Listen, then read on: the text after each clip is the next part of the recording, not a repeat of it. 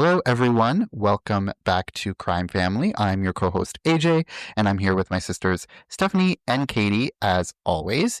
And if you're watching the video version of this, I have a little bit of a different, my surroundings are a little bit different. Had to improvise on the spot due to loud festivals with loud music. So I'm improvising. So yes, thank you so much for joining us for our finale episode of season 6. And the case that we're going to be discussing for the finale is the ongoing P. Diddy case, the trial that's ongoing. And this has been pretty big news over the past year for sure, and slightly before that. So we know that a lot of the listeners are probably going to know at least something about this case, maybe not all the details, but you'll kind of know the gist. So we're not going to spend a super ton of time going through everything chronologically. And honestly, it is still unfolding. Like the trial is ongoing as we speak. So obviously there's no conclusion to this case. We will probably update you, even after the season finishes, as the trial unfolds even more. But so we're really going to, obviously I'm going to like set the stage and tell you kind of like the need to know information if you're not really familiar. But then really it's going to just kind of go along with us, or we're just going to kind of talk about different topics about this case, anything that was of interest to us or anything that we wanted to bring up. So, he doesn't really need any introduction, but P. Diddy, or Sean Diddy Combs, he was a pretty big deal in the hip hop world or the music world. He was a mogul. He had a bunch of hits in the music industry. He also had a ton of brands. Like I think he had like a liquor brand and a clothing brand, and he had this whole enterprise basically. But he's no longer making headlines for this type of impact. He's facing a federal courtroom under investigation for many things, including sex trafficking, abuse, and racketeering. And so just a little bit of background. So Sean Combs, he was born in Harlem. He rose to fame in the early 90s, and he was the founder of Bad Boy Records. So he was actually involved in bringing the Notorious B.I.G. and like Faith Evans and all these really big like hip hop or R&B legends. He was involved in like their careers, and later turned his brand into a business empire. Ciroc Vodka, like I said, was his alcohol brand, and he had like a TV network, apparently, Revolt TV, which I had never heard of, but apparently it was a thing. So behind the scenes, though, there were kind of whispers of sort of Diddy's, actions, or like the underworld of Diddy and all of the stuff that had kind of been like whispers throughout the industry and like even in maybe news like for decades, but nothing really that had ever come up that had like, made front page news or like anything that was based in fact. It was all sort of like rumors. And now, since a lot of this stuff has come out, there's like old TV interviews that are being like relooked at under a different sort of lens, because now that we know what the allegations are, a lot of those interviews or the comments that he would make or that others would make are even more kind of gross or like just crazy. So, so in November 2023 is really when the snowball really happened and it started to get out of control for Diddy. So in November of 2023, singer and model Cassie Ventura, she actually filed a lawsuit against Diddy. And in that lawsuit, she alleged more than a decade of physical abuse, sexual coercion, and human trafficking. According to the complaint, she was drugged, raped, and forced into sexual acts with others, sometimes at quote-unquote freak-off parties that were hosted by Sean Combs. So Cassie, she was really known as like just Cassie, as she was a singer. She had dated Sean Combs for I think over 10 years, and he was involved in like the start of her career. Like she had signed to his label, and so she was like a new artist under him, and then they began dating. And so a lot of her allegations go back quite a long way. But in November 2023 is when she filed this lawsuit, and like I said, the snowball effect just started from there. But within 24 hours of her filing this lawsuit and it becoming public knowledge, the case was actually settled. But even though it was settled, the damage was already done. I believe Diddy went on and he released like a public apology, because he didn't deny that he had done it. But he just, apologized for it and thought that would be the end. But that lawsuit really opened up the floodgates. And didn't he like he denied like ever physically abusing her and stuff. He said that wasn't true. But then that video came out of him like actually beating the shit out of her, and then he apologized and was like, "Oh yeah, I was in a bad Oh yeah. place." Like, just Oh make that yeah. clear that he did try to deny it and is a liar Oh yeah. as Okay. well. Maybe that was the timeline, because I guess the lawsuit came out in November, but then the surveillance footage wasn't released until like I think months later, and then when the footage came out, he couldn't really deny it anymore at that point because it's literally on Yeah. camera. So then I'm sorry, like I don't even know who this Cassie girl is. I've never heard of her in my life. Said she was a model or a singer. She's a singer. Yeah. Yeah, she's like an R&B artist. Yeah. No I mean, idea. she wasn't. Had no I mean, idea. she wasn't like a household name, but I guess if you listen to that type of music, maybe you would. Yeah, know if you're her. like an R&B fan, you probably know her.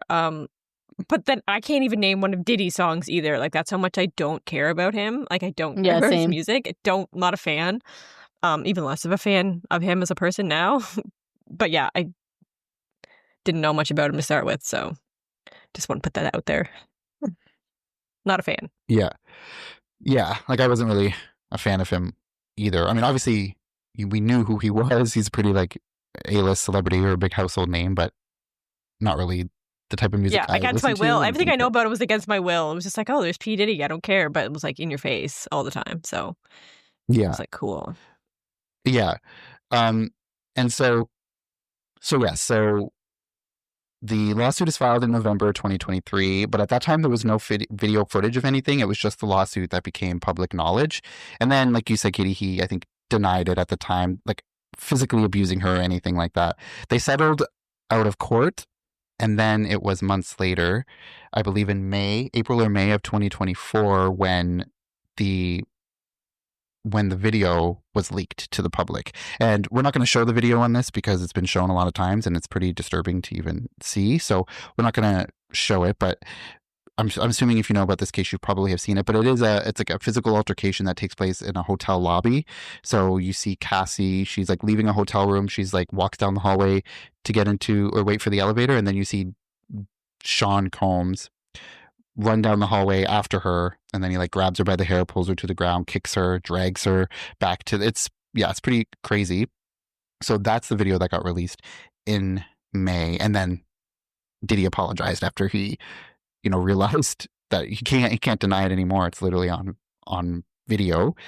And so one thing that is interesting to note though, like there's a lot of I watched a lot of videos on this case, and something that comes up a lot is they say if Diddy had settled the lawsuit before Cassie and her attorney had the chance to file the lawsuit, so like if they had settled it before it became public knowledge, then none of the following indictments would have really happened potentially, like all of the stuff that came after that, because it wouldn't have really been in the news if they had just settled it quietly. But it was because he didn't settle it before, then they filed it, and then it became public, and then they settled it publicly, and then it started like all the smoke sort of started, and then more investigations, which led to the eventual downfall. He probably was thinking like he's been getting away with everything for so long that it's just, this is like another thing that he doesn't have to like acknowledge, and he'll just get away with it. So he did it to himself. Yeah, that's what I was gonna say. Like I feel like he didn't really care about it being, well, maybe being public, but like, because if you know who he's kind of arrogant himself, so it's like, oh, I got all this media attention, blah blah blah, and it's like, well, no, you got it for the wrong reasons. But I was like what kind of like what Katie said, it's like, I don't know, I just feel like he's just such a scumbag that I feel like he knew about it, but he didn't want to admit it because he had such a high ego that it's just like, well, that wasn't me type thing. Well, you know what I yeah. mean? Well, yeah, and it'll come out too that like people knew about what was happening, and he would pay a lot of people off or just to like keep quiet. So he figured this would just be probably another one of those things where he would just like pay her off, and then that'd be the end of it. But no, it wasn't.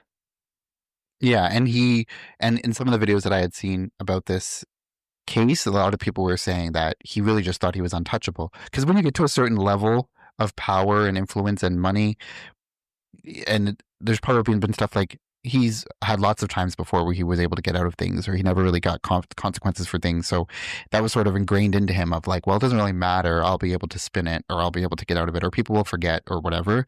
So I think that was probably the mindset he had.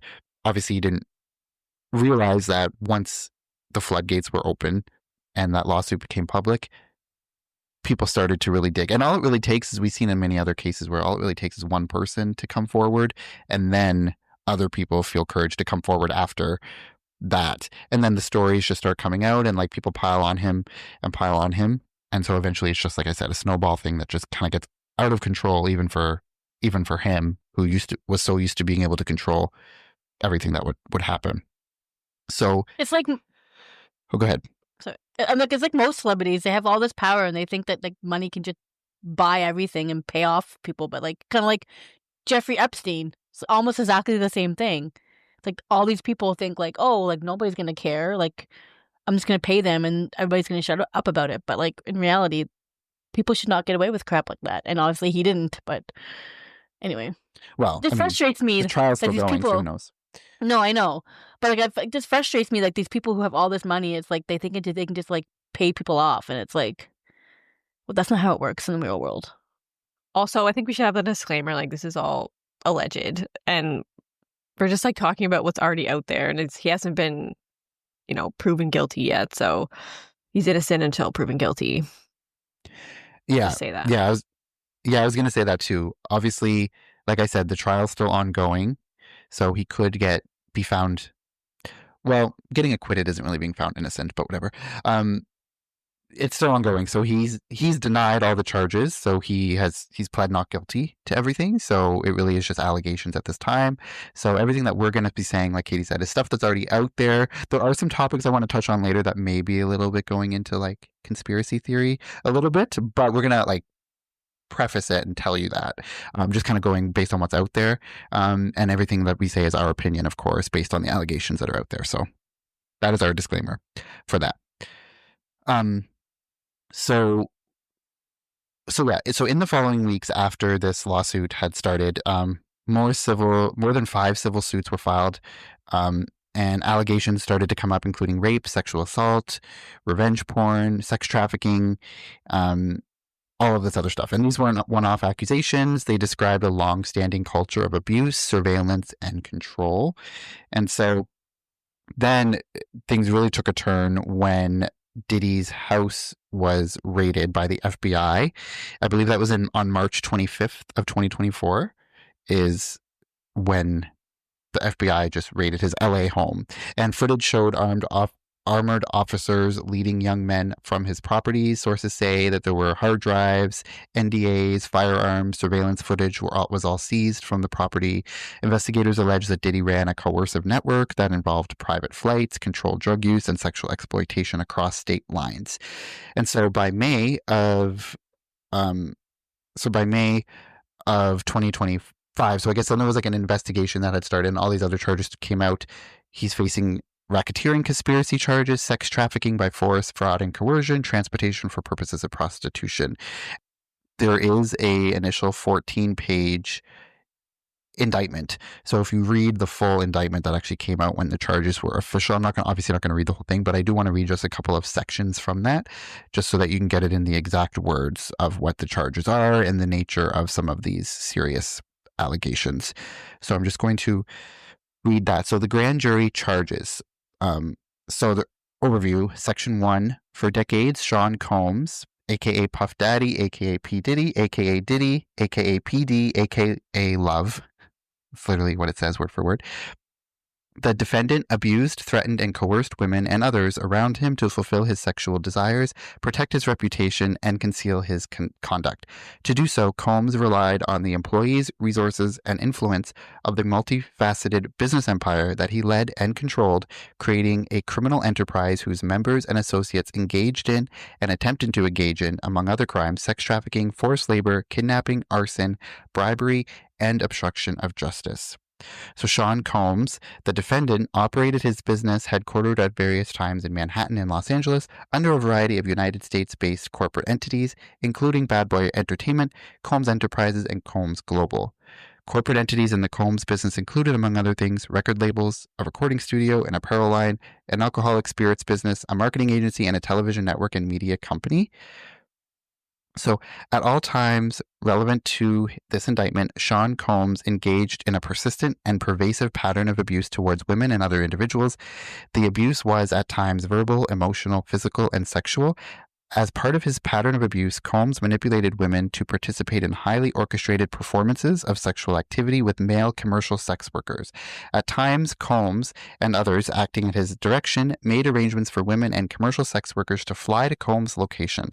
Combs ensured participation from the women by, among other things, obtaining and distributing narcotics to them, controlling their careers, leveraging his financial support, and threatening to cut off the same, and using intimidation and violence. And there's just one more section here that I wanted to read. So Sean Combs used the Combs business, including certain employees, to carry out, facilitate, and cover up his abuse and commercial sex.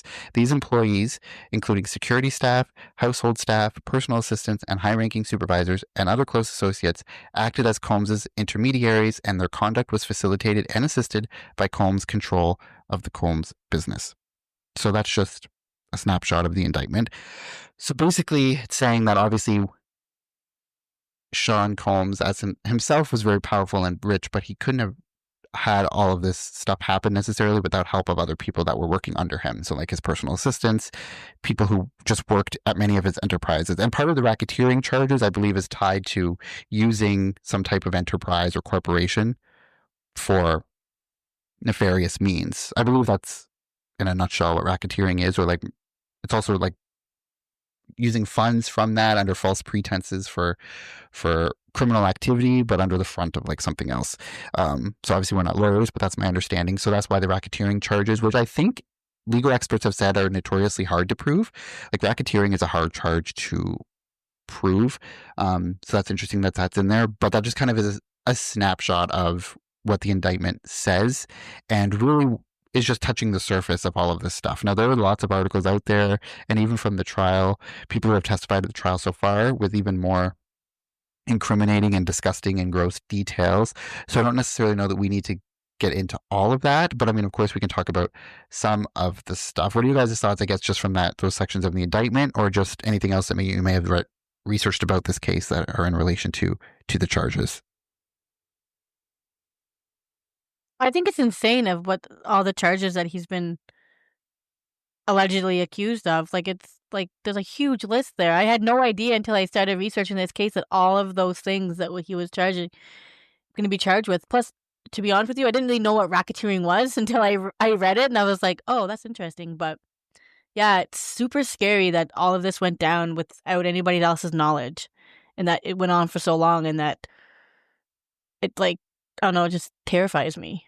Well, a lot of people knew about it, but just not the public, right? Like, it wasn't like, yeah, that's what I mean. secret. Like, people knew about it, but like, still how it went on, and all these people just thought it was okay or didn't think it was okay, but didn't say anything for years and like years. It's like, what? Yeah, I think like bizarre.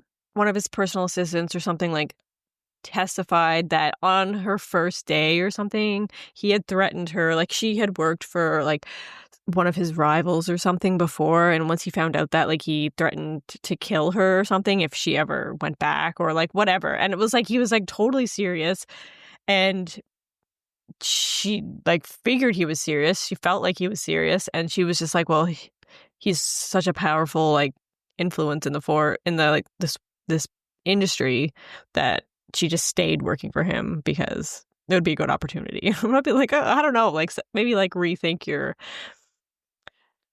I don't know, your life strategy if somebody threatens to kill you on your very first day of work, but you just like let it slide. I'm not blaming this person, but I mean, it's just crazy how much power, like, I'm just trying to show how much power he had over these people. And also, like, I guess the prosecution is using like a pattern of behavior strategy to show kind of like the RICO charges and stuff like that. And this is similar to like what they used in the R. Kelly and the Harvey Weinstein trials, apparently, and which got them convicted. So I feel like this is like a strong strategy that has worked for big people in the past. So hopefully it's going to work for him as well if he's guilty. So that's just like an interesting point there. Yeah, and I think it's I know a lot of times, like I think there's so many people who want to be in the music or television industry, or they want to be famous in Hollywood. So I think a lot of times if it's someone who's really young, who is told by this person that he's their key to like success and fame, then I think sort of like dangling the carrot a little bit of like fame. I think it just does crazy things to people. Obviously, not blaming them, and obviously if you're really young and like if you're entering Hollywood and you have no sort of you're just naive, right? So like you get into that world and you think like this is your way to fame and fortune and stuff like that. But also it's Yeah. kind of yeah. It's not also just like, oh, if you quit, then you don't have this like powerful guy behind you anymore. It was like, if you quit, then I'm gonna isolate you, and like you're gonna be threatened, and like I'm gonna make it worse for you than it was before, and like your career is basically over. So I guess it's like, why risk it? You might as well just stay and help get your career helped rather than like ruining everything you've worked for up to this point, right? So it wasn't just like you're gonna take that piece away. It's like I'm gonna ruin everything. So you can see how it was like very manipulative, and people don't want their lives ruined because of this. So, I mean, I Yeah. can understand. Yeah. And it's like once you like once you get involved with him, it's like you really only have two options, like leave and have nothing. Like have all of the crazy stuff that he'll probably try to do to you, and also you'll have no career anywhere. Or if you stay with him, it's like, yeah, he'll do all this crazy stuff and whatever, but you'll maybe have the chance of like some type of fame or fortune, right? So it's like to the person in it, it's like, well, both options are quite terrible, but if I leave, I have nothing. I'm going to go and I have no chance ever, because you have to remember P. Diddy was like, we didn't really care about him, but in the Hollywood world, he was like pretty well respected, I think. He was really powerful. He had all these enterprises. So really, like, if you piss him off, you're going to have no chance, really, because he has so many connections and he can pretty much have you blacklisted from the entire industry. So if you're someone who's like 19, 20 and you've worked so hard up to that point and to get this dream and it's so close, that's a crazy, like, amount of, you kind of feel like everything's coming true for you that you wanted. So it's really hard. It's not just easy as saying, well, just leave. It's not really an option at that point, especially at the point where you're already in it with him for however long you've been in it with him. Like, and any connections that you have made are through him too, right? So like, you can't just leave him without completely burning everything else that you have. And it's like a cult. Yeah. He built this cult and this like narcissistic, like character that like you can't. It's like you can't destroy me or like bring me down because I'm the only thing that's like good thing that's ever happened to you type thing. It's like such a cult thing to do, in my opinion. It is very similar to that. And I think like someone that used to work with him, I think it was like one of his assistants, like named George Kaplan. And I think he had to like get this plea deal where he was like exonerated from any wrongdoing if he was a witness. So, because it was like he definitely knew about what was going on and kind of like participated. He eventually quit working for Diddy because it just got like too much. But like if he didn't have the seal, he probably could have been charged with things as well. And like, yeah, he came forward and like said he witnessed the abuse that Diddy like had, like a physical abuse against Cassie and stuff like that. So, I mean, I feel like, yeah, once you're in it and you've like maybe participated in some of these things, like unwillingly at first, maybe, but now like it's kind of like you are guilty as well in a way, right? So you could see why that would even be like, I'm not coming forward because I'm going to go down too. I'm going to go down with the ship if I say anything. So yeah, it's like a huge thing. It's crazy.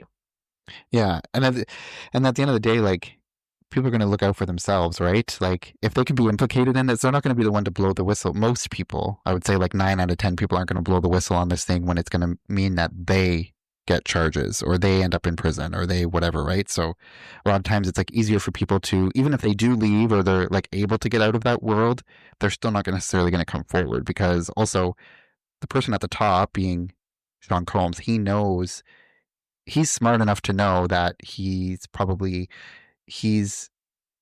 gathered sort of like this collateral sort of stuff. So like there's a lot of allegations too that like there were some also high like A-list celebrities who were like involved in some of these like freak offs and like all of this illegal like the sex trafficking and like the drugging of these women and stuff, and like would record some of these. So like, I guess the implication is like, well, that's the way that the celebrity's never going to come forward because if there's video evidence of it, or if they're involved, like, they're not going to be in line to incriminate themselves, right? And if he has video evidence of it and can prove it, like, that's just going to be detrimental to their own career. So, yeah. Yeah, exactly. And another thing, it was like, I think we said that he pled like not guilty and he could be, facing, decades in jail, but he could get like a plea deal, I guess, if he, like, maybe if he kind of reports who else was involved in this and like higher ups and stuff like that. And I don't think he's like said anything yet, but I don't know if this is actually going to be a deal. But do you think that he'll kind of try to save himself and just rat out everybody that's been in this with him? Or do you think he's just going to be like, I'm going to go down and just protect everybody? I don't know. I feel like he doesn't have that kind of morality, but we'll see. No, I think he's going to rat everybody out and take a plea deal and save his own ass. I mean, or I feel like if he was going to do that, he would have done it already. Like, he's in trial, like in the middle of his trial. Wouldn't he have done this months ago if he really was going to do that? I think he's arrogant enough to think that he can get off. So if he can get off and not have to also throw everyone else under the bus who may, I mean, I feel like he's not going to have a career in Hollywood regardless, but I feel like if he burns all of his bridges with all these other celebrities, he's definitely not going to have any career.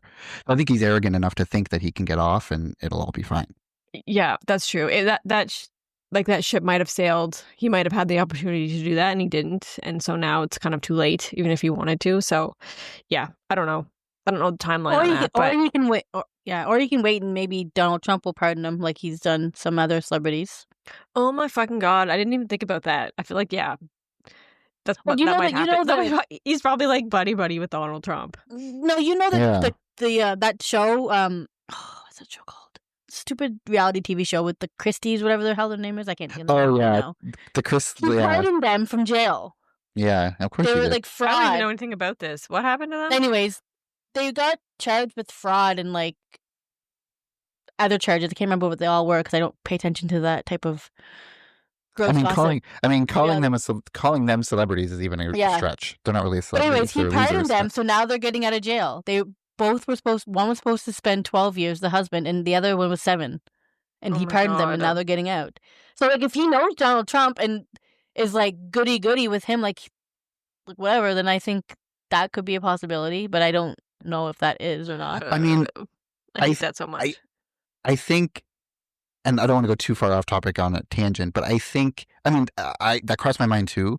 But I also think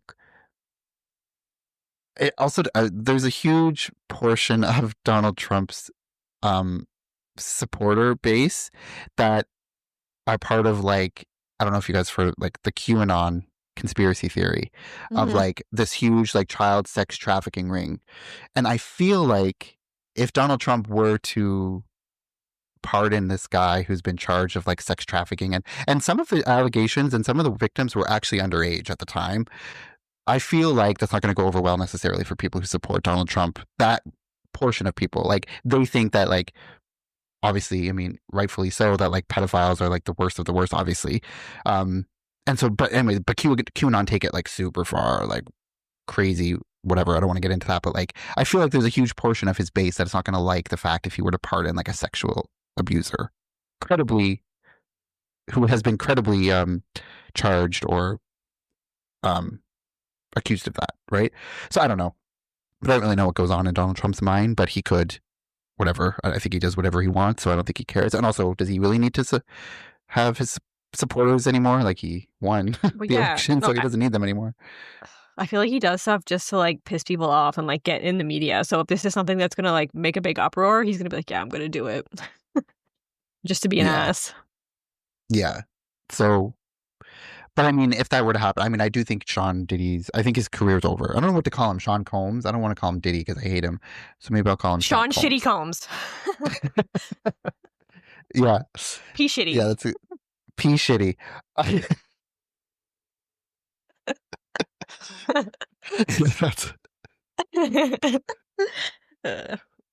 Yeah, that's what we'll call him. So But I think, I mean, I don't think he's going to have much of a career either way. But if he does get pardoned, I mean, he's just going to go and he'll be out of prison, which will be horrific. But like, I think his career is over. Obviously, like I think all of his businesses have gone under, or they will shortly. Like anyone, I don't know.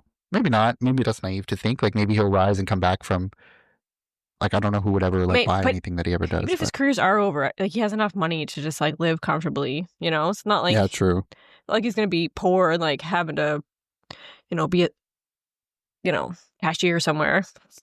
He's like gonna be fine.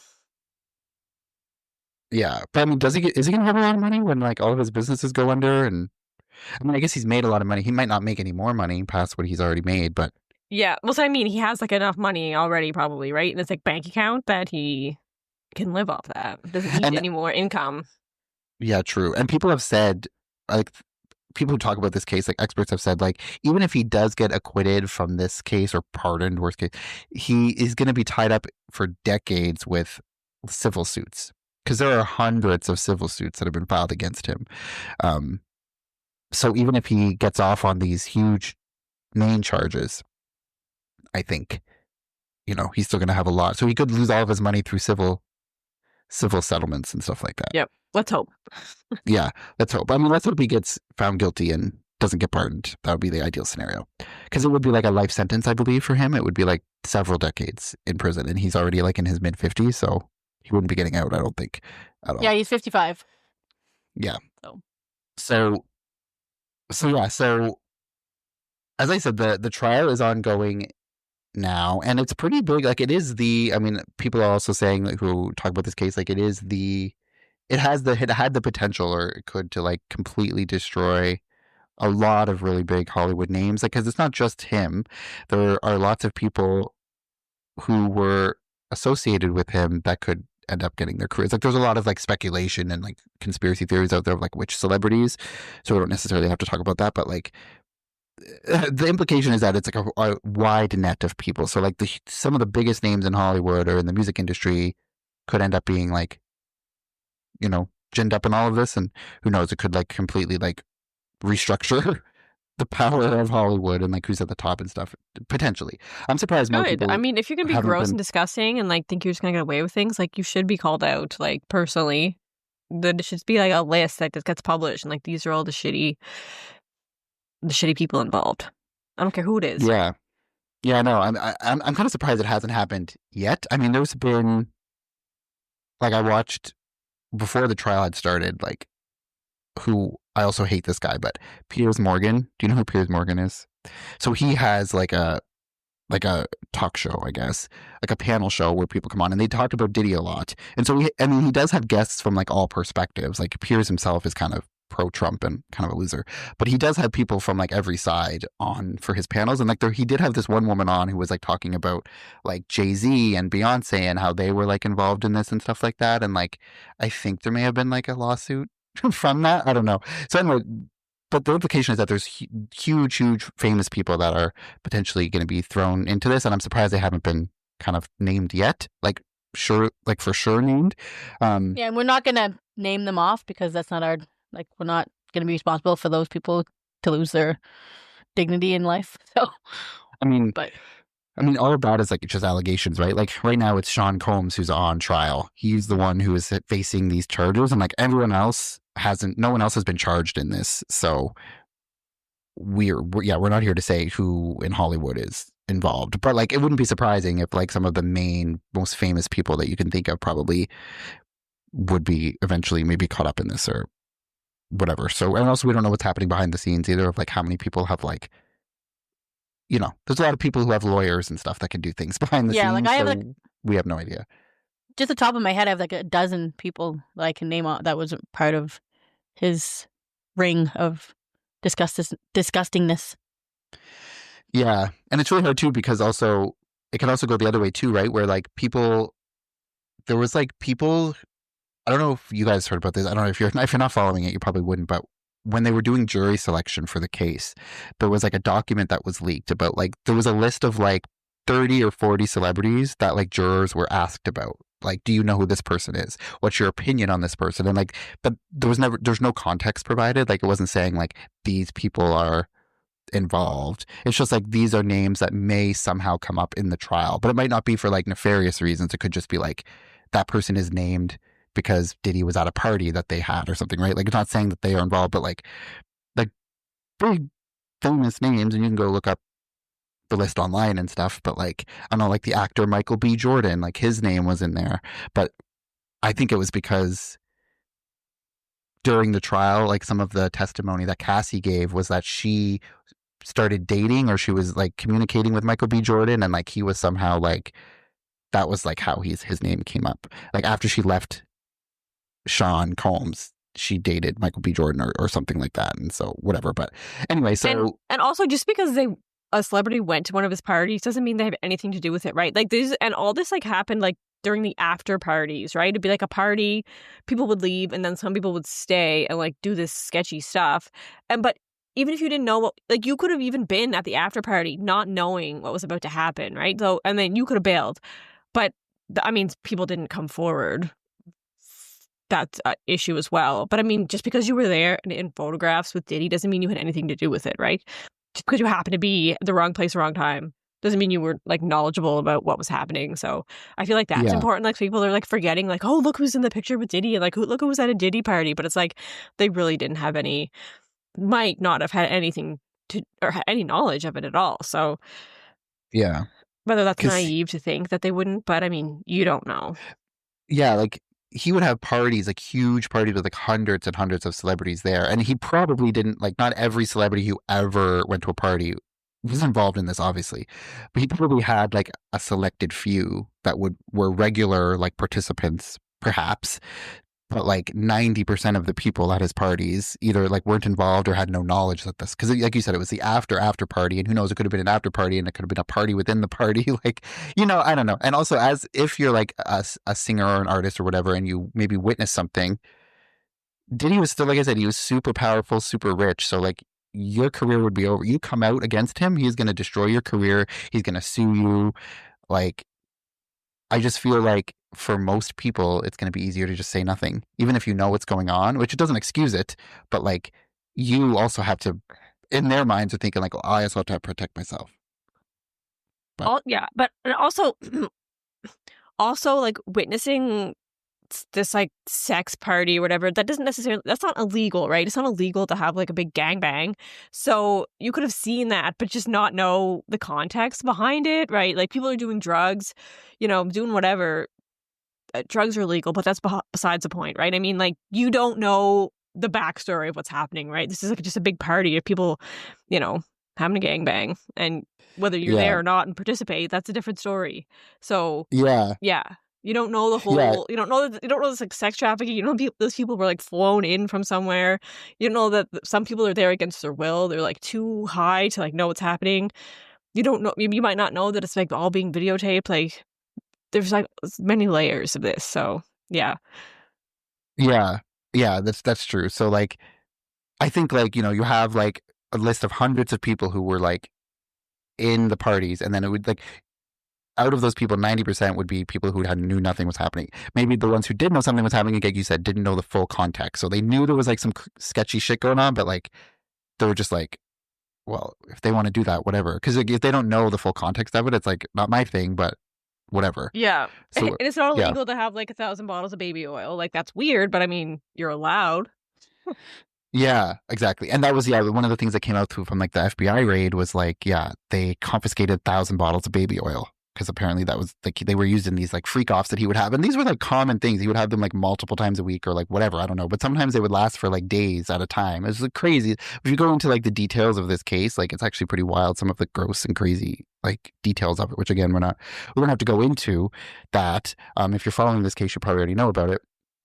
But yeah, it's like, it's wild. And then for his attorney, I believe his attorney came out and said, well, like, he buys in bulk. He goes to Costco and he buys stuff in bulk. So, that's why he has that. It's just ridiculous. And also, fun fact, his attorney, I don't know if it's still his attorney now, but at the time all this was happening, his attorney that was doing a lot of interviews about it was Mark Agnifilo, or his name was Mark Agnifilo. And if you recognize him, it's because he was also Keith Raniere's attorney, the Nexium guy.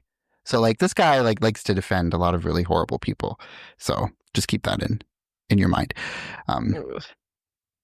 Yeah. Those are the And types he's of never clients. won. So Yeah, true. He hasn't won? Oh my god. No, I mean, he was defending Keith Raniere, who lost, and he's in prison forever. I don't know his other clients. I just know it was Keith Raniere because he was also doing lots of interviews when the whole Keith Raniere thing and Nexium was happening and defending a lot of his behavior too. So it's just this kind of, I mean, like, he's not going to be your go-to guy for like factual information. Obviously, he's Diddy's attorney. He's not going to, that's his job literally to defend him. Yeah. So whatever, he's just doing his job, I guess, whatever. But let's hope his streak continues and he continues to lose. So yeah, it's just like there's a lot of layers to this, and like I said, the trial's still ongoing. The trial began on May 8th of 2025, so literally just a couple weeks ago, and there's a lot of like YouTube channels and Court TV and Law and Crime Network, like they follow this case day by day, or the trial day by day, because it's happening. I don't know how long it's scheduled to last. Dateline like does months. too. Yeah. So if you listen to any of those podcasts, like you're going to get really detailed information about like every single detail of testimony. But Cassie Ventura, she was the prosecution's first witness, of course. So she described on the stand years of physical violence, forced threesomes, a surveillance culture that left her in fear. And then there was someone named Mia, who that's like a pseudonym, or that's like a fake name, a former assistant who claimed that she was drugged and raped multiple times, with Diddy allegedly paying her a monthly retainer to stay silent. So just crazy. Those were like the big moments from the trial. So far, there was also someone named Capricorn Clark who testified about being kidnapped and threatened after trying to help Cassie escape. And the rapper Kid Cudi, he's also involved, and he testified because he recounted a confrontation that ended up with his car exploding in 2012. And there's allegations that Sean Combs was behind that attack. So I'm actually going to read a portion of this BBC article that kind of talks about that in kind of just an overview, and I wanted to make sure I kind of described it right. So I'm going to just read it right from this article from the BBC. So Kid Cudi, whose legal name is Scott Mescudi, testified for about 2 hours on probably. Thursday. Cudi. Oh yeah. Okay. Whose legal name is Scott Mescudi. Testified for about 2 hours on Thursday, answering questions about his relationship with Combs' ex-girlfriend, Cassie Ventura, who testified last week. So the Star told the court he also believed Combs was involved in a break-in at his home. Later, Combs' lawyer emphasized that there was no evidence of Combs' involvement with either. Mr. Mescudi was among several witnesses who testified Thursday as the third week of the trial ended before the long Memorial Day weekend. Combs is facing possible life in prison if convicted on charges of racketeering, sex trafficking, and transportation to engage in prostitution. He has denied the charges and pled not guilty. The rapper separately denied accusations in a barrage of civil lawsuits that echo some of the claims made in his criminal case. So, Mr. Mescudi told the court that he and Miss Ventura dated for a few months in 2011 after Combs asked him to record music with her. Mr. Mescudi testified about a series of incidents involving Combs. The first happened in December 2011 when Mr. Mescudi said he got a frantic call from Miss Ventura, who said that Combs found out that the two were seeing each other. Mr. Mescudi testified that he took Miss Ventura to a hotel for safety, then got a call from a mutual friend who said Combs and another person were inside Mr. Mescudi's Los Angeles home. Mr. Mescudi told the court he immediately got into his car and drove to his home, calling Combs on the way. Combs answered the phone, said, quote, expletive, "Are you in my house?" Mr. Mescudi recalled asking Combs. He alleged that Combs told him he wanted to talk and responded, "I'm over here waiting for you." Mr. Mescudi said he arrived at his home to find his security cameras facing the wrong way and unopened Christmas presents for his family rifled through. His dog was also locked in the bathroom and was acting, quote, jittery and on edge, end quote. He tried to call Combs again, quote, "I wanted to confront him, I wanted to fight him," end quote. He said that he reported the incident to police. Mr. Mescudi also told the court that shortly after his relationship with Ventura ended in January 2012, his car was bombed with a Molotov cocktail. Mr. Mescudi testified that he got a call from his dog sitter who said his dog sitter who said his car was on fire. He told the court that he came home to find a hole cut in the roof of his Porsche and an explosive inside. Prosecutors showed the jury photos of the interior of the car, which was charred. Mr. Muscuddy accuses Combs of being behind the incident, though the mogul denied any involvement at a later meeting. So that's how Kid Cudi is involved in this. So he's alleging that Sean Combs or his team blew up his car because he was involved with Cassie. This is also like, so even after Cassie's no longer with Diddy, anyone that she's involved with at all gets like under the wrath of Diddy, and he's going to try to do things to them. So it's a huge, Well, no, wide I net. heard that Cassie was like cheating on him with Kid Cudi. Like they were like together at the same time. Oh, okay. That could be the case. I don't know, but she was involved with him for sure after they had broken up, but maybe she was involved with him before while she was still with Diddy too. Yeah, maybe that like the cheating part, I don't know if that was actually true. That was just my understanding. But anyway, yeah, either way, like that's extreme. So yeah, extreme reaction.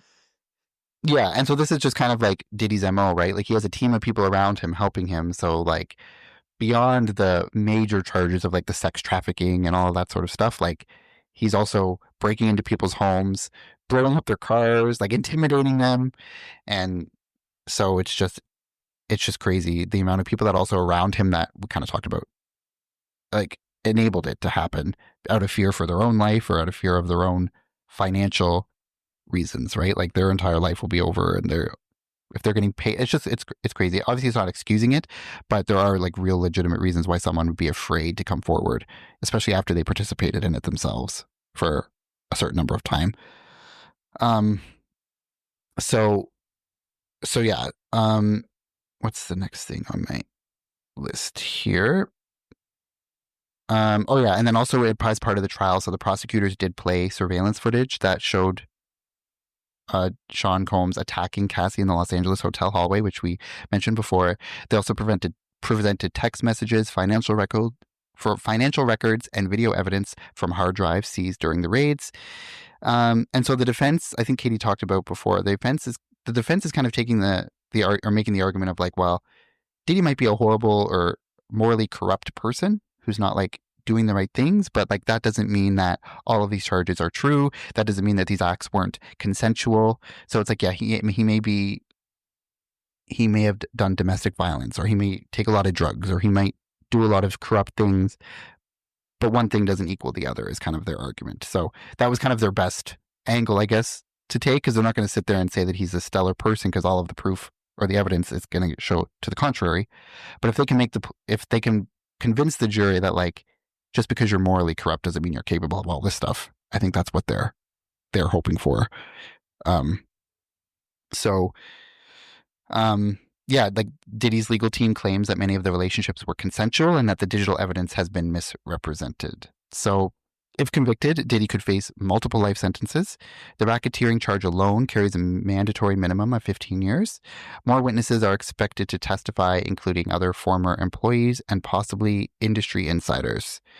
So his businesses have taken a hit. Brands have dropped him. Revolt TV is distancing itself. Ciroc partnerships are frozen. And obviously the public sentiment is not great. So, and it's kind of sort of like it's Diddy on trial, but really it's like putting everything that happens. I mean, no one I don't think is surprised that these sort of things happen in Hollywood. I mean, maybe to the extent that it happens, they're shocked by.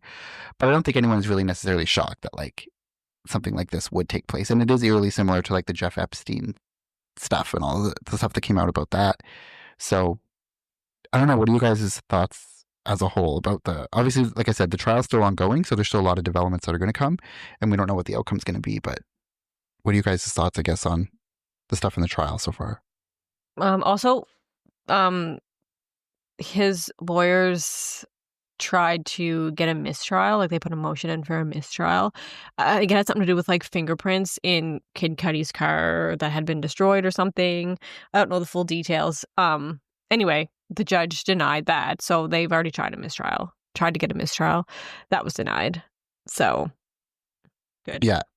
And they also tried to delay the trial too. Like they tried to ask for like more time, which was denied. So I was surprised that the trial is actually happening pretty quickly, because it's like May 2025 and it was only like a year ago when he was officially charged, I think, or maybe even less than that. Maybe it was September 2024. I can't remember exactly when the arrest happened, but it's only been like a year or less than that. So that's pretty quick for a trial of this magnitude. So I guess obviously they thought they wanted more time so that they could have more time to come up with a defense or to maybe to get more witnesses to testify on his behalf or something. But yeah. I just think that like they have all this video evidence and a lot of like evidence that they took from the house that like you can't deny that he did it.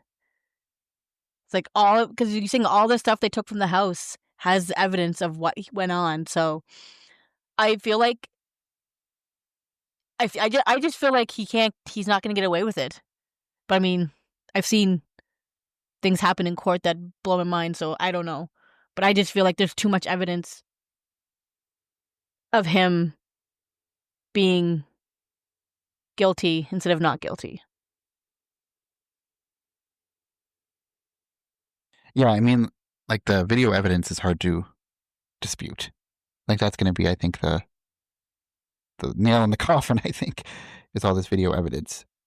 Whether you can charge him with racketeering, like you said, is really hard to do. That doesn't matter. What matters is the videos and the people that were involved in those videos is what's probably going to make this case stick, I feel. Yeah. Oh, go ahead. Katie, were you going to say something? No, I was going to say, yeah, I agree. And I mean, when it comes down to it, it's like whether these people did it against their will or not is kind of like, how do you prove that? But I think some of the footage in the videos would probably be pretty clear. You can tell if someone's like so messed up on drugs, they don't know what's happening. And I think you can probably tell in a video if someone like doesn't want to be there, but they're being forced to do stuff. So yeah, the video evidence is key for sure. Yeah, and I think there's also a lot of evidence, like there's probably the defense is using of like text messages between Cassie and him that show, or maybe like from other people who were like, maybe they're like initiating stuff too, where like they're like being very affectionate through texts to him or whatever. But like that doesn't really prove anything because it's like when you're being abused, a lot of like that's kind of a common thread, right? That you might, what is it, like Stockholm syndrome to a certain extent too, right? Like, I don't know. I feel like just because you're like sending maybe flirty text messages doesn't mean that everything's consensual. I just think that's like a loose argument, especially when you can show video to the contrary. So I think the defense is going to try to do that of like, oh, what about when you sent this text at this time to him? Like you weren't being forced to send that. And it's like, well, no, but when you've been abused for so long and you're being forced to do so many other things, you kind of just, I don't know. I just think it's a weak argument to make, but whatever. Well, yeah, you see that like in like abuse cases all the time where it's like they are abusive, but then they're like really loving afterwards, and then they feel like everything's fine, and then the like person being abused just feel like, okay, maybe that was like the last time, it's not going to happen again, but that just happens over and over again. So yeah, I mean, I feel like, yeah, the abuser or the person being abused, like staying there or like being nice or sending these texts really doesn't prove that they're not being abused at all. And I think that like the reason why this case why the trial happened so quickly is because the prosecutor didn't want the defense to have time to look into things and have a decent defense, because they probably know of all the evidence they've already collected that it's pretty hard to deny it. So I think they didn't want to have that extra time for the defense to come up with something.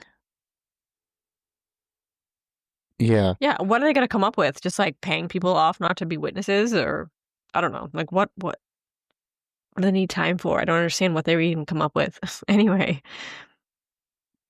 Yeah, well, I think that was part of it because he's applied for bail many times since he was in prison. But I think the reason they didn't grant him bail was they were afraid that he would like intimidate witnesses and stuff, and like try to get people not to testify or like pay people off or just whatever, intimidate them, or even worse, right? Like if he's desperate, who knows what he could do? Someone that powerful, he could get someone to like put a hit out on someone. I mean, obviously, that's just my opinion. I don't know, no evidence of that. Well, yeah. Like Jeffrey Epstein. Yeah. Well, apparently, like he allegedly had threatened to kill people already, allegedly, and if that was him that blew up that car, then that's pretty violent. So what's stopping him from blowing up a car, but somebody's actually in it? So, yeah. Yeah, it's pretty crazy. And then there's another article here from the BBC I wanted to talk about because it does go through like the timeline of the charges, and I just wanted to go over this because it kind of shows you just how many people have have allegations that are very similar. Like, these are people who don't know each other. They didn't know each other at all before, and they all have very similar stories of things. So it's like, you start to question, like, yes, it's all alleged, but like, how many people can come out with the same exact story with the same very similar details before you start to think, maybe there is something going on here. So I'm just going to read directly from the article again, like different chunks of it. So from the BBC article. So in the weeks after settling Cassie's lawsuit, Mr. Combs was accused of sexual assault dating back to 1991 by multiple women. One lawsuit was filed anonymously by a woman who claimed Mr. Combs and another man had coerced her into sex. In a second, Joy Dickerson Neal accused the star of drugging and sexually assaulting her when she was a college student in 1991. She also claimed he filmed the attack and showed it to other people without her consent. A third woman, Liza Gardner, filed court papers accusing Mr. Combs and another man of raping her and her friend more than 30 years ago when she was 16. Miss Gardner also alleged that Mr. Combs had turned violent days after the attack, choking her so hard that she passed out. In the lawsuit, she said Mr. Combs had become irate while trying to track down her friend because he was worried that she would inform, quote, the girl he was with at the time, end quote. The lawsuits all came shortly before the expiration of the New York Adult Survivors Act, which temporarily allowed people who said they had been sexually assaulted to file claims even after the statute of limitations had expired. So, of course, Mr. Combs denies all the allegations, and his spokesperson called this lawsuit's, quote, money grab, end quote. Then, in December 2023, another woman sued, claiming she was sex trafficked and gang raped by Mr. Combs, former Bad Boy Records president Harvey Pierre, and another man in 2003 when she was just 17. In court papers, the woman, known only as Jane Doe, alleged she was given copious amounts of drugs and alcohol before the attack and was left in so much pain that she could barely stand or remember how she got home. Again, he denies that as well. Then in February of 2024, music producer Rodney Jones Jr., who produced 9 tracks for one of Mr. Combs' albums, accused the star of making unwanted sexual contact and forcing him to hire prostitutes and participate in sex acts with them. So that's another allegation that came out. Then in May of 2024, that's when the video of him assaulting Cassie leaked. And then after that, even more came out against him. So there was models that came out saying, he had sexually assaulted them back in 1995 and in 2000. And then in September 2024, Don Richard, who was a former singer in one of his girl groups that he created, Danity Kane, filed a suit against him. She alleged that the musician had sexually assaulted her on multiple occasions, as well as verbally abusing and overworking her. And then again, it goes on and on and on. And then there's there's an 11th lawsuit. It's just so many. And then in October 2024, more than 100 new allegations came forward. A lawyer said more than 100 people plan to sue him for sexual assault, rape, and sexual exploitation. Tony Busby said he was representing 120 people, half of whom were men and 25 of whom were minors, the first time Mr. Combs has been accused of sexually abusing children. One was age 9 at the time of the alleged assault. So keeps going on and on and on. So it's actually crazy the amount of people that have come out against him since that, and people as young as 9 years old. So he's not only allegedly a raper, he's also a pedophile. So just allegedly. And disgusting. These people obviously aren't you have some people that are saying, oh, Diddy probably will say, well, these guys are making these things up. Well, not if all the stories are the same and the same allegations. If they were made up, everybody would have different stories. Do you know what I mean? But these are all so similar that it has to be believable. Well, it is believable. But I believe it. I believe he's a sick person. So yeah, it's just crazy. So yeah, he's even if he gets acquitted or pardoned or whatever on this federal case, he still has all these civil lawsuits. So all of those allegations, the 120 allegations from these people, they aren't a part of the charges that he's facing or he's on trial for now. Those are all separate, I believe. Maybe those details will come into the trial because it's gonna prove the other ones, but he's not on trial. He's not charged with 120 cases that he's facing right now in court. These are all going to be civil suits, I think, that he would have to face after the fact. So, yeah, it's pretty crazy. According to CNN, prosecutors have listed that the next 4 witnesses who are going to testify after. So I said that person named Mia, who was that was a fake name. She testified. Now there's 4 others who are going to testify after her. So one of them includes a former assistant to Sean Combs, who is testifying under a pseudonym. Scratch that.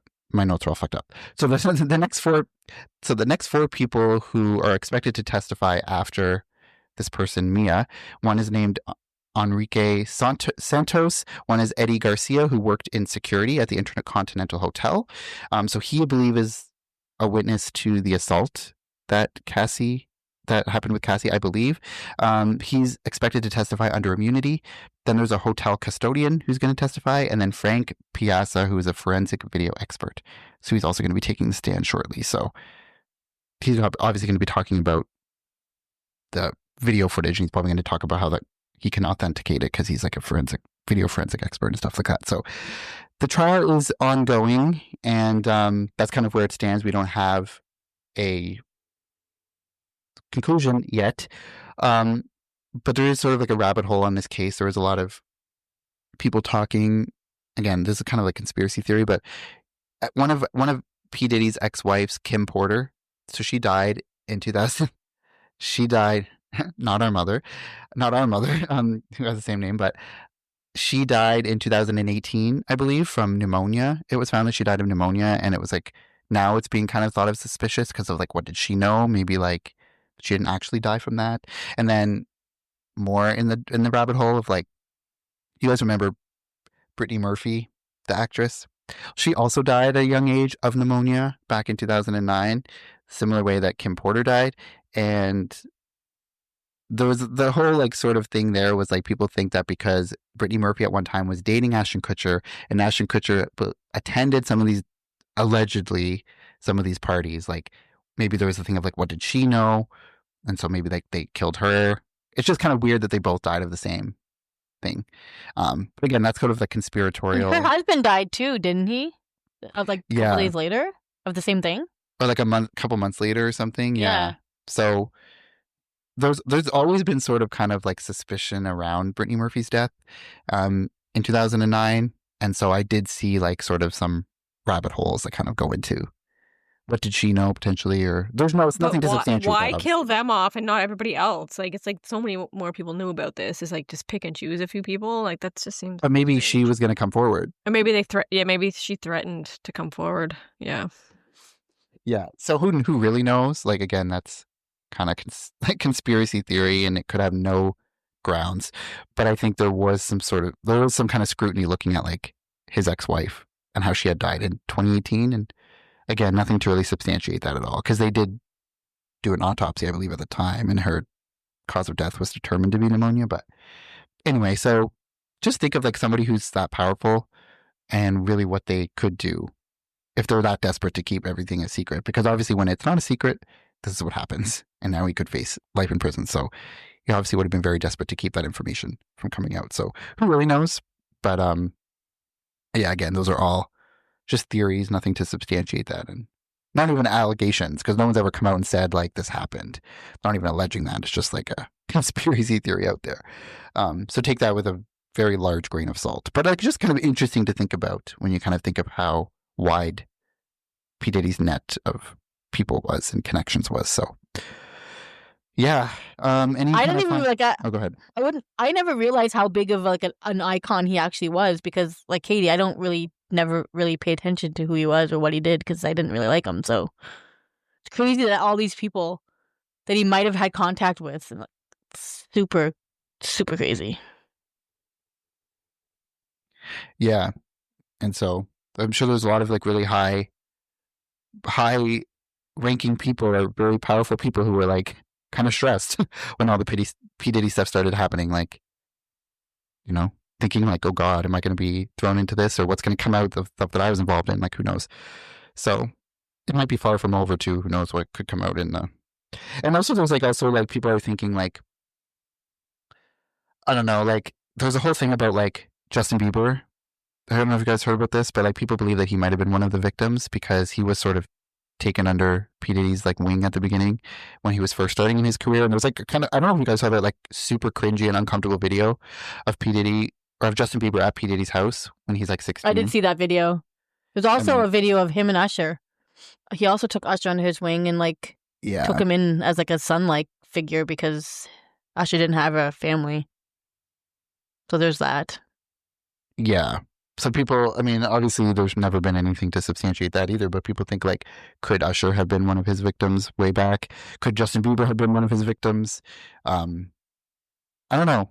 It's like the video of Justin Bieber. It's like they're at P Diddy's house and they're talking about like, I don't know. They're like we're gonna have a crazy like 24 hour. I don't know. It's just super. When you look at it in like retrospect, it's super uncomfortable.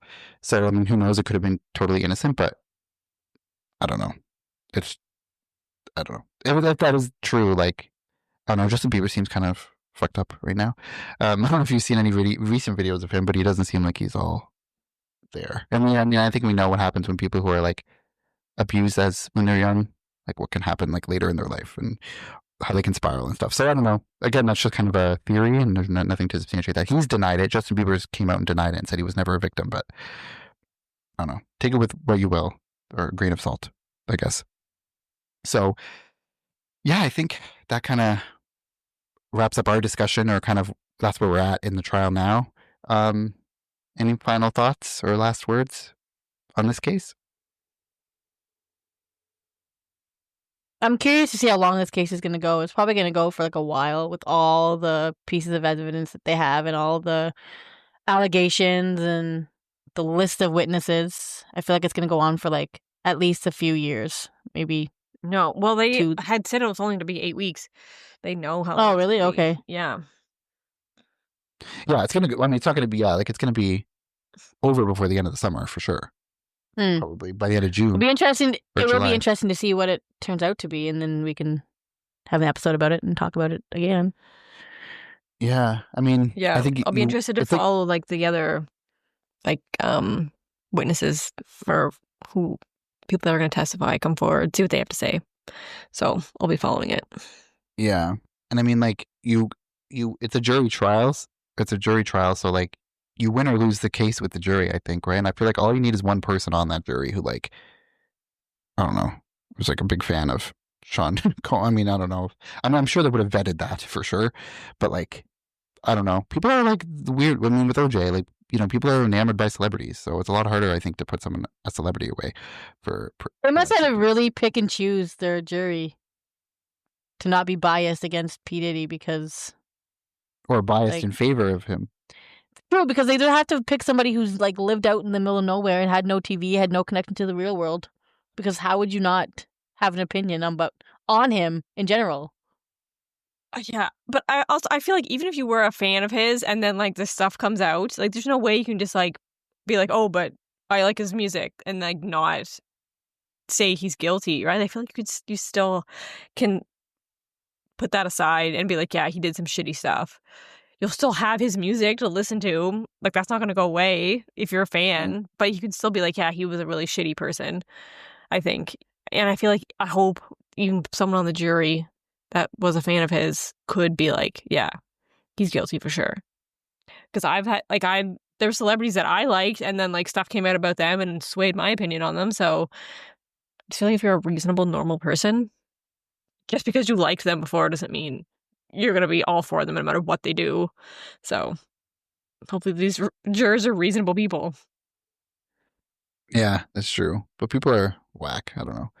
I don't have a lot of faith, but I mean, I think like the gravity of the charges, and also people were saying too that like when he was charged, it's like the FBI is involved in this case. Like they really don't charge someone unless they have a ton of evidence. Like they're pretty confident in their case, so I don't think it's really a huge. Like I don't think there's a lot of people thinking like, oh, he could really actually get off, but like crazier things have happened. I don't know. So we'll see. We'll see how it goes. We'll see the updates as they happen, and we're not going to be doing like. I mean, we might do maybe some updates here and there as it happens, or we'll like post it on our socials and stuff when things come out or when the result, because we're not going to be in this. It's not going to be during our season, right? So, but we'll be updating you one way or the other for sure. But yeah, interested to see kind of how it all plays out. But yeah, that is kind of where our discussion on this episode ends, and kind of the end of our season, really. This is the finale of the season, so we will be taking another little bit of a break. I don't really know how long. I feel like we never know how long our breaks are until they kind of just however long we feel like we want them to be. But I think we'll be maybe posting more regularly throughout our breaks, like at least on social media with like updates on this case. And also we have the Idaho murder trial, which is happening in August. It starts in August, and that's going to be a big trial. So I guess our timing of our seasons isn't that convenient for this because we're going to be off while all this is happening. But we can update as we go. But yeah, we can still jump in with an episode maybe if we feel like we want to do an update episode on that. Yeah, so that does it for our season. You know, like us, comment. Steph's not muted.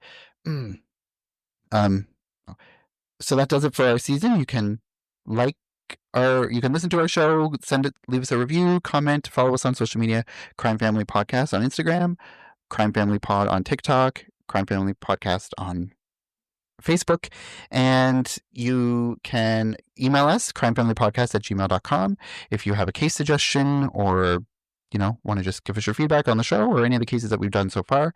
Let us know, and you can follow us on YouTube. Just search Crime Family Podcast in YouTube. You'll find us, subscribe, and do all of the things. And we'll be back. I don't think our break's going to be as long as it was last time. I think we had like quite a large break. I think it was like 6 months or 7 months, but I don't think we're going to be gone that long. We'll be back in the fall probably, if I had to guess. And so just keep engaging with us, and we'll be posting on socials all throughout our break. So yeah, thank you so much for listening. I hope you enjoyed our season. I hope you enjoyed our coverage of this episode and our full season, and we'll be back at some point in the future in a couple of months' time in the fall for a brand new season. So thanks so much. Until next time, take care. Bye. Bye. Have a good summer. Bye. Bye.